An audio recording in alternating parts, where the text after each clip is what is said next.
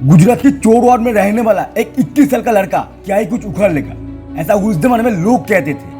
और उस वक्त एक स्टार्टअप खड़ा करना कोई आम बात नहीं थी। बिजनेस करने का बात मुंह से निकलते ही मार पड़ती थी। जो कभी किसी को आइडल नहीं मानते हैं, आइकॉन नहीं मानते हैं, अक्सर वही आदमी एक दिन पूरे देश का आइडल बनते हैं।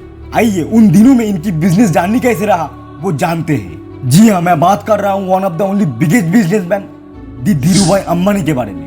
1932 28 दिसंबर गुजरात के एक मिडिल क्लास घर में जन्म लेती है एक लाडला, जिनके पिता एक स्कूल मास्टर थे। इनकी शिक्षा एक सरकारी स्कूल से हुई और धीरूभाई अंबानी पढ़ाई को ज्यादा इम्पोर्टेंट नहीं मानते थे। इसी वजह से वो हाई स्कूल तक की पढ़ाई कर पाई। जब धीरूभाई अंबानी 14 वर्ष का था तब से इन्होंने छोटा मोटा काम करना शुरू कर दिया था।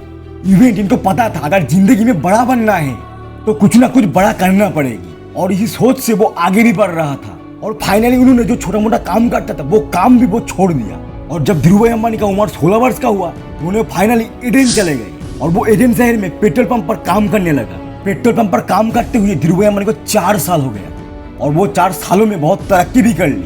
उस पेट्रोल पंप पर काम करने वाले एक नॉर्मल वर्कर से धीरूभाई अंबानी उसी पेट्रोल पंप का मैनेजर बन गया। और एडेन शहर में उनकी लाइफ से जुड़ी एक बहुत ही अच्छा कहानी है जो आपको बहुत कुछ सिखाएगा।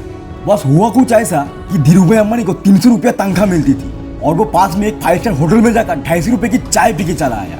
और ये बात उनके साथ में काम करने वालों को जैसे ही पता चला तो उनकी साथियों ने पूछा 300 रुपया तनख्वाह मिलती है और तू 5 स्टार होटल में जाकर 250 रुपए की चाय पी के चला आया।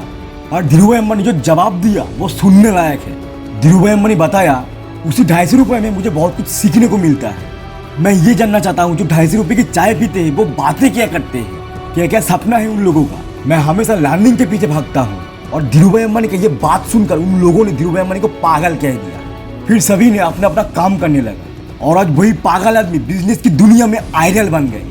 और कुछ समय बीतने के बाद उनके पिता की तबीयत खराब होने की वजह से उन्होंने एडेन शहर को भी बाय बाय बोल दिया और इंडिया वापस आ गए। और धीरूभाई अंबानी की बिजनेस जर्नी इंडिया से शुरू होती है और धीरूभाई अंबानी चंपाकलाल दमानी के साथ मिलकर एक टेक्सटाइल की बिजनेस शुरुआत करते हैं।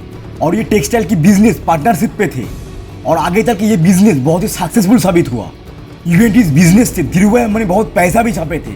और 1965 में बिजनेस में घाटा होने की वजह से उन दोनों के बीच एक नफरत फैल गई और उसी दिन से वो दोनों अलग हो गए और वो टेक्सटाइल का एक नया नाम सामने आया जो पूरी दुनिया भीमॉल नाम से जानते हैं। और धीरूभाई अंबानी उस दिन से पीछे मुड़कर नहीं देखा।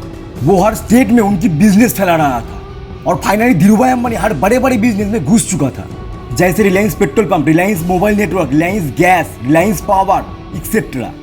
और धीरूभाई अंबानी का नाम पूरे देश में फैल गया था।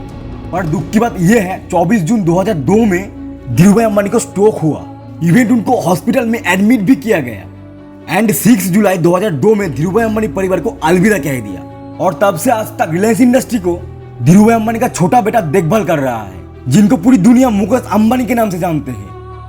इस वीडियो को लास्ट तक देखने के लिए दिल से थैंक यू बॉस। और हाँ, चैनल को सब्सक्राइब करने के लिए भी बाय बाय।